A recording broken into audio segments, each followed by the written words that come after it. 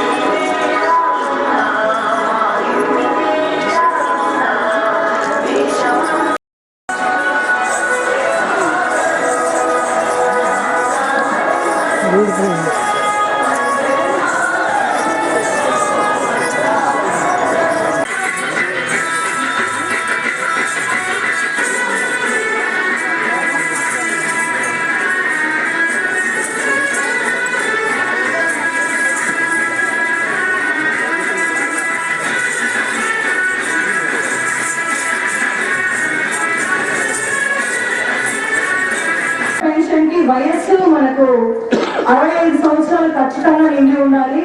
ఖచ్చితంగా BPL family అంటే తెల్ల కార్డు కలిగి ఉండాలి. బీపీఎల్ ఫ్యామిలీ అంటే బిలో పావర్టీ లైన్, వాళ్ళు బాగా పేదవారు అందరూ మనం ఎలా నిర్దేశిస్తామంటే మీ దగ్గర ఉన్న తెల్ల కార్డు కలిగి ఉన్న వాళ్ళని మాత్రమే మనం బీపీఎల్ ఫ్యామిలీస్ అంటాం. ప్రభుత్వం నిర్ణయం తీసుకుని ఆ కార్యక్రమం కూడా త్వరలోనే మేము చేపడతామని తెలియజేస్తున్నాను. అట్లాగే మరి ఈ పాఠశాల ముఖ్యంగా ఓబీసీ పాఠశాల హై స్కూల్ విషయానికి వస్తే మరి పాఠశాల 96లో కూడా వాళ్ళకి అంటే ఆ వ్యాక్సిన్ అట్లా మెయింటైన్ చేయకపోతే అది ఏం పని చేయదు, అది ఊరికే వేయించుకోవడమే తప్ప ఆ బిడ్డకి ఏం ప్రయోజనం ఉండదు. కాబట్టి ఆ వ్యాక్సిన్ కూడా ఆ టెంపరేచర్ మెయింటైన్ అవుతుందా లేదా అని చూసి జాగ్రత్తగా వ్యాక్సిన్ మీ అందరికీ మీ ఊరికి కాకుండా మన మండలంలో ఉన్న ప్రతి ఊరికి మా సబ్సెంటర్స్ అందరికి కూడా అందజేస్తున్నాము. కాబట్టి దయతో ఈ యొక్క వైద్య సేవ కూడా మీరు అంటే పొందుకోవాలని ఆశిస్తున్నాను. తర్వాత అంటే ఎవరైనా సరే బయటకు వెళ్తే 10 రూపాయలు లేదా 20 రూపాయలతో చేయించుకునేవి చేసేవాళ్ళు మన ప్రాథమిక ఆరోగ్య కేంద్రంలో. ఇప్పుడు ఎన్టీఆర్ వైద్య పరీక్షలు అని చెప్పి మనకి 7 రకాల వైద్య పరీక్షలు ఉచితంగా మనకి గవర్నమెంట్ హాస్పిటల్ ఇప్పుడు ప్రాథమిక ఆరోగ్య కేంద్రం దుర్గిలో మేము చేస్తున్నామండి. కాబట్టి మీకు ఏవైనా సరే వ్యాధి, చిన్న వ్యాధి కానీ మీకు పెద్ద వ్యాధి కానీ ఎలాంటిదైనా సరే మీరు వచ్చి చూపించుకొని, ఒకవేళ కానీ మేము ఈ వైద్య సేవలు అంటే మా దగ్గర ఉన్నటువంటి వైద్య పరీక్షలు కాకుండా మీకు ఇంకా హైయర్ ఏదైనా ఇన్వెస్టిగేషన్స్ చేయించాలి గౌరవనీయులైనటువంటి ముఖ్యమంత్రి నారా చంద్రబాబు నాయుడు గారి దృష్టికి తీసుకువెళ్లారు. ఆవిడ చెప్పిన దాన్ని బట్టి మనకి చాలా ఉన్నతమైనటువంటి అంటే ప్రమాణంతో కూడినటువంటి ఇన్వెస్టిగేషన్ చేసేటువంటివి ప్రత్యేకంగా గుండె సంబంధమైనవి మన గవర్నమెంట్ హాస్పిటల్లో ఉన్నాయండి. డాక్టర్స్ కూడా ఎఫిషియెంట్ గా ఉన్నారు.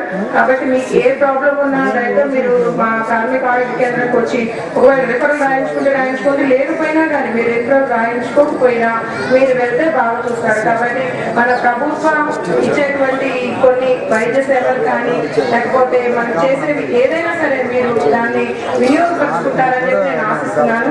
నాకు ఈ అవకాశం ఇచ్చినటువంటి ఎంటీఓ గారికి మరియు మీరందరూ ఎంతో శ్రద్ధగా విన్నందుకు మీ అందరికీ నా ధన్యవాదాలు.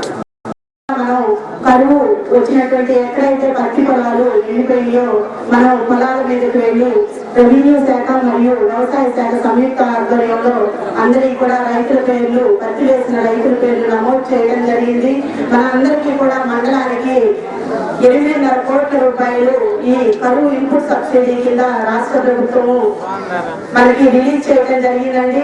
మన ఓట్లేసినపల్లి గ్రామం ఒక్కదానికే 86 లక్షల రూపాయలు కరువు ఈ సంక్రాంతి లోపే ప్రతి రైతుకి కూడా ఎకరానికి 6,000 నుంచి అంటే 3 ఎకరాల నుంచి 4 ఎకరాల వరకు అంటే పత్తి వేసినటువంటి రైతుల జాబితా ప్రకారం ఎకరానికి 6,000 చొప్పున మీ అకౌంట్లలో జమ అవుతాయి.